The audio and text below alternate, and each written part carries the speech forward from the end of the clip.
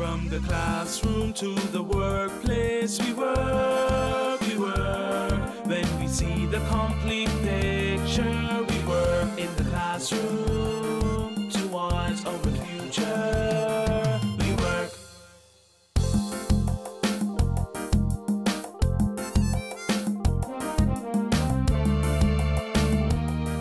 Hi, my name is Chris Clark, and I'm the Vice President of Information Technology at LensTech Barbados, Inc. And today we'll be discussing the appropriate use of database management systems in the context of business and specifically at LensTech, Inc. Before we get into today's topic, I'd like to give a brief background on my education and my experience working at LensTech. I completed my Bachelor of Science in Computer Science at the UWE Field campus many years ago, and I went on to do a master's in database management systems at the University of Westminster in London. Since then, I've been working with database management, application development, and network administration. LensTech Barbados, Inc. is the manufacturing arm of LensTech, Inc., based in Florida of the USA. The company has been operating in Barbados for over a decade, and it has grown from strength to strength. LensTech is the manufacturer of medical devices. We primarily make intraocular lenses, or IOLs as they're more commonly known. IOLs are used to treat a variety of vision-related problems, cataracts being the most well-known. Now, LensTech is considered a small company in relation to some of the other companies in the same industry. However, the company remains competitive through innovation and making good use of information. Information is critical to decision making, and we therefore try to make the best use of the data that we capture. The manufacturing process of an IOL is not a simple one. If we consider that the time taken to make an IOL can be approximately 20 days, one can imagine that considerable time and effort is needed to make and monitor that device from start to finish. Production control is where the magic happens. Somehow, those persons responsible for this task must find a way of balancing the customer's needs with the capacity of the plant. They're responsible for guiding production staff in what to work on next. They set the agenda, they set the priorities. Prior to my coming to LensTech, this job was done primarily on paper and with the use of some Excel spreadsheets. Imagine scheduling 40-odd workstations, each with a backlog of 20 batches, and keeping it all in line with the customer's needs. Now that, to me, was a daunting task. It took hours of planning at the end of the day just to schedule work for the next workday. The solution to this was to create a database-driven application that allowed for the creation, prioritization, routing, and tracking of product in production. We called it PCS. And this was developed in a need to facilitate the need of production control to get their job done in a timely manner. To facilitate production control, we went about the project in a systematic way. We identified those critical requirements that we wanted to implement. We also identified those nice-to-have requirements that we would like to put in place. And then we got everyone behind the project. The next step was to understand the data that we needed to work with, to manipulate to get the job done. This understanding of the data is critical in designing the database. Some of the things we had to consider was the fact that LensTech manufactures varying models of lenses. For each model, there's a range of products that are developed and sold. Each product is created as a batch of any number, and this can vary from a size of maybe 50 up to a total of 600.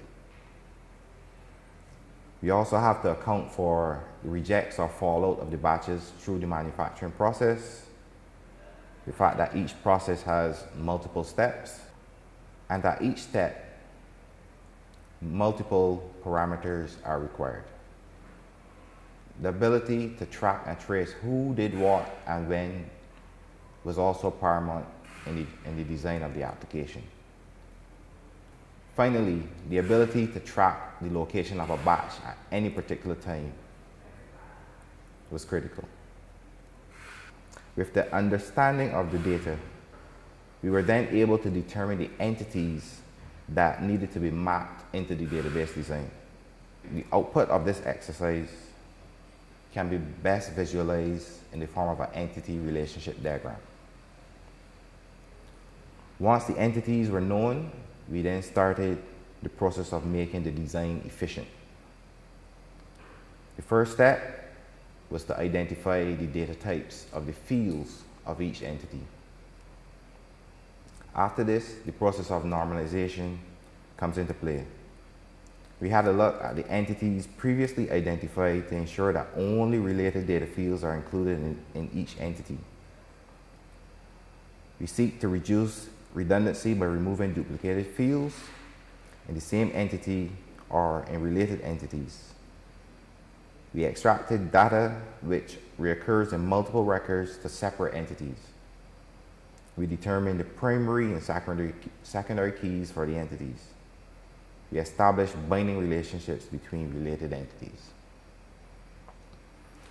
The net effect of performing this task is to ensure that the database management system will perform as efficiently as possible over time. It will also help to ensure the accuracy of the data being entered. Now, before continuing, I think it's worthwhile to note that in practice, the process of normalization should take into consideration the needs of the organization. For example, there are cases where there's a definite need to have duplicated data spread across related entities. For example, an audit trail is typically implemented as a table which holds the date, time, and name of the person performing an activity. Now, while the design process was ongoing, we took some time to determine the database management system we wanted to use. There are many types on the market which support the basic features one would expect from any database management system. These include the ability to create database structures such as tables, views, and procedures, and also the ability to manipulate the data. However, not all database management systems are equal, so care must be taken when making the selection. For our project, we selected Microsoft SQL Server based on its features and reliability. Some of the features we wanted were replication, stored procedures, transactional processing, and the ability to schedule tasks at the database level. Replication was important because it allows for the distribution of data across multiple sites. Stored procedures gave us the ability to control access to critical functions and critical data within the database. Transactional processing is very important as it ensures that a set of operations complete as one or they all fail. Scheduled tasks are exactly what the name implies. It gives us the ability to create a job and set the time and date when we want it to run. We have now been using this program for 8+ years. We are in a position where we can now run production 24 hours a day, and we do this routinely Monday to Friday. This would have been virtually impossible without a database management system. From the classroom to the workplace, we work. When we see the complete picture, we work in the classroom.